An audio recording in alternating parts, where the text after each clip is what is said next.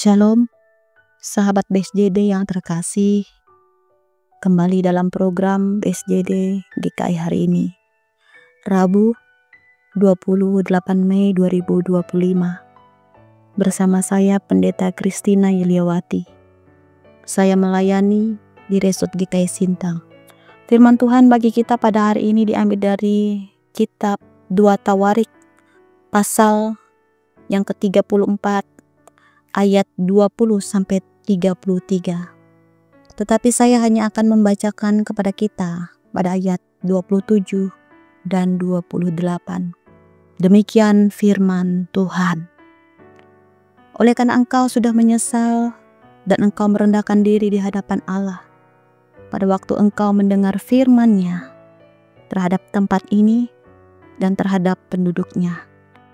Oleh karena engkau merendahkan diri di hadapanku, mengoyakkan pakaianmu, dan menangis di hadapanku, aku pun telah mendengarnya. Demikianlah firman Tuhan.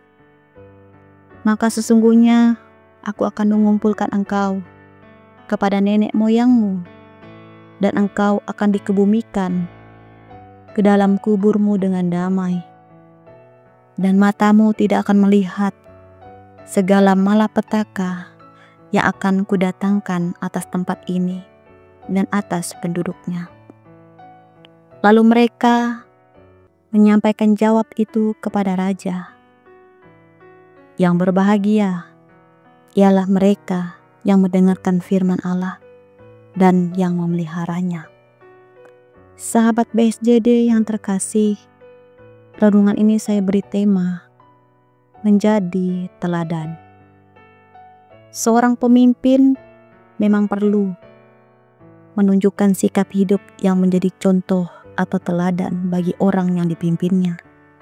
Secara khusus, sebagai seorang raja, yakni suatu jabatan yang mengarahkan banyak orang dalam kekuasaannya, dan tentu membutuhkan sosok yang bisa memimpin dengan baik dan benar.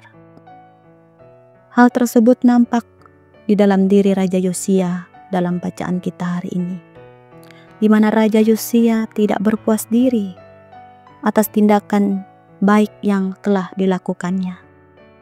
Ia justru merenungkan dosa yang dilakukan oleh bangsanya yang melukakan hati Tuhan. Semua itu terlihat ketika ia mengoyakkan pakaiannya sebagai tanda penyesalan akan hal tersebut. Raja Yosia terus meminta petunjuk dari Tuhan untuk dapat memimpin dengan benar. Tuhan pun menjawab seruan Raja Yosia dengan memberikan petunjuk melalui seorang nabiah yang bernama Hulda, di mana ia menyampaikan dua hal penting. Pertama, Yosia telah melakukan yang benar ketika ia bertobat dan merendahkan diri di hadapan Tuhan.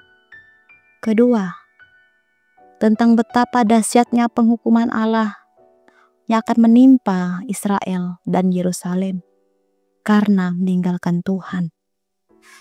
Penghukuman itu masih ditunda Tuhan pada masa pemerintahan Raja Yosia karena sikapnya sebagai pemimpin yang benar dan bisa menjadi teladan bagi bangsa yang dipimpinnya.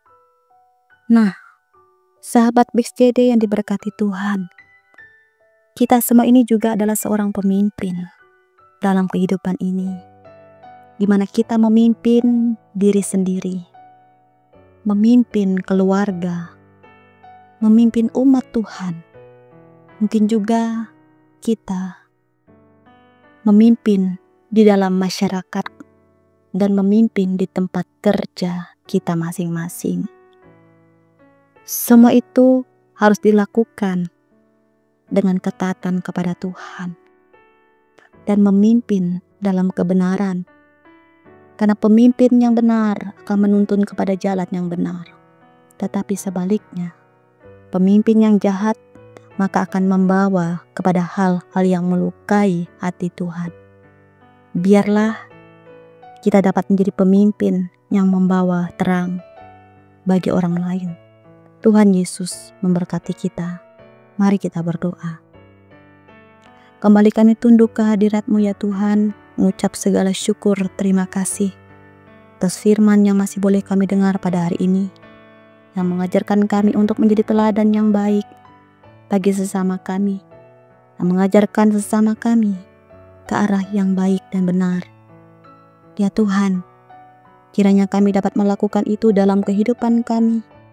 Oleh karena itu, tuntun kami selalu dengan Roh Kudus-Mu Tuhan, agar dapat melakukannya. Di dalam nama Tuhan Yesus, kami berdoa.